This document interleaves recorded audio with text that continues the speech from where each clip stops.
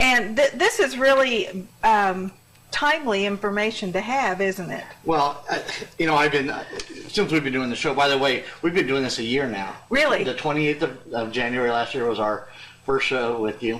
And Very so we cool. just crossed over a year. Very cool. But yes, it is. And I, you know, I've been saying this from the beginning, was that they never stop, right? You know, it's one thing right after another. Here we are, they just got over basically Ebola, which they just had 2 new cases crop up, which they're going to get a little of that here and there. But they just said, it's been done, we're over it, and then all of a sudden, here's 2 cases. But, I mean, we had swine flu in 08, 09, and then Ebola in 14, and here it is 16, and now we have Zika. It just sounds creepy, doesn't it? Well, it either sounds creepy or exotic. I haven't figured out which, but it is kind of fun to say, you know, Zika. So, but, you know, we did the show on it last week and wanted to continue with it because I've even uncovered more stuff about what people can do. I actually devoted my entire radio show yesterday, the whole hour, to it, which people can go to voiceamerica.com and go to the health and wellness and find my shows there. Or actually the easiest way is to go to immunitycrisis.info, and at the bottom I have a link to the show, good. so there's replays there, so they're archived, and so you go back. But one of the things that has come up with is that with Zika, although for you and I it would not be devastating, but for a pregnant mom to be, it could be very devastating because. So you're assuming I'm not pregnant? Well, am I close? So yeah, I think you're safe. And so anyway, yeah, what happens is there's a thing called microcephaly, and that is that the brain and the head doesn't form fully, and so they call it small head. Yeah. And so they normally in Brazil had about 200 cases a year, from whatever that was, and all of a sudden it's exploded to 4,000. Oh my! And so they're trying to tie this together to Zika. Now, whether Zika is the problem or what causes it or not, that jury's still out. No one really knows for sure, but there's definitely reason to think that they're connected. Right. Yeah. I mean, there's it's, you know, cause and effect. And so while it hasn't been tested, and they found one child with I think the Zika antibodies, again, that's just one. Right. And so again, but it's better to be safe than sorry. Absolutely. And you know, I think there's now 5 or 6 countries that have not banned getting pregnant, but have come out and said, don't get pregnant for 2 years, and one as long as 5 years. Yeah, and they're even in Europe or in England, they've even come out and come up with protocols as far as how long men should wear condoms after having been exposed. Right. So, BBC just did a whole. They've done a whole bunch of broadcasts on this, and one of them was sexually transmitted. Right. So again, no clinical studies. I mean, it's it's a supposition, but again, better safe than sorry. But the issue is, pregnant women can't take a lot of medication. Right. And so that leaves them particularly vulnerable to this. Well, here's the great news, guys.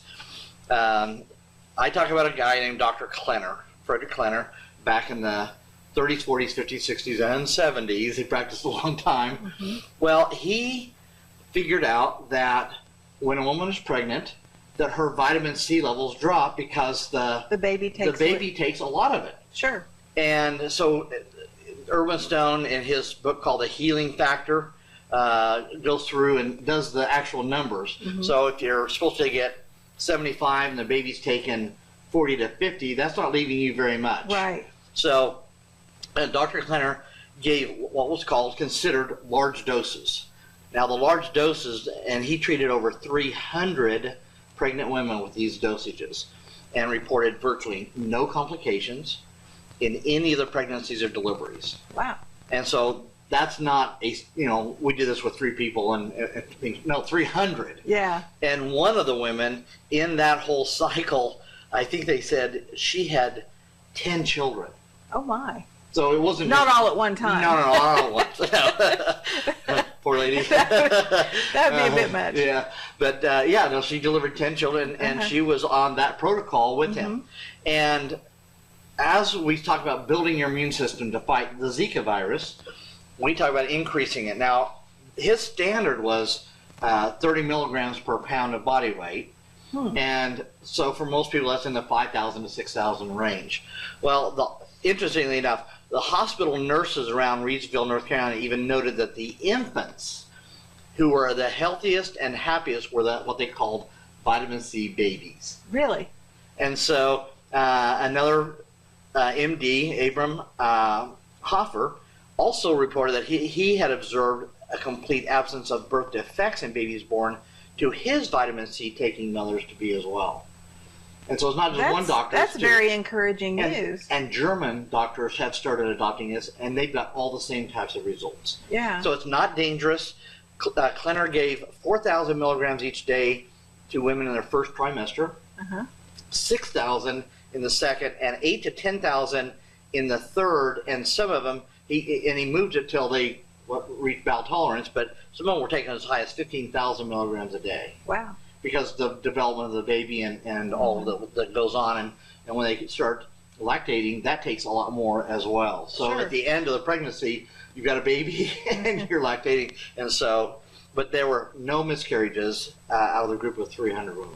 Wow. Okay. So is pretty substantial. Yeah, I don't know what the normals are, but you would think at least one out of well, yeah, that's to me that's very significant. So and he said, here are the results. Labor was shorter.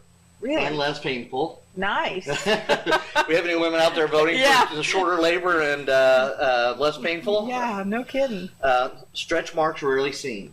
Nice. Because the collagen that makes as your skin expands, it needs the collagen.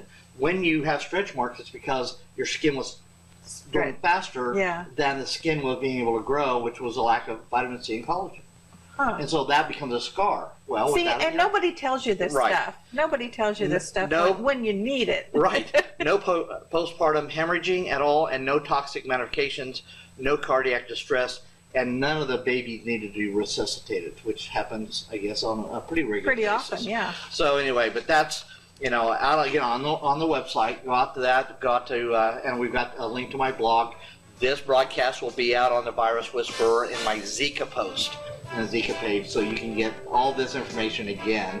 And I have a major post. I post all of this stuff in that blog. Well, Nicholas, it's always good to have you here. Thanks for joining us today. It's a pleasure to be here, and I hope this helps people.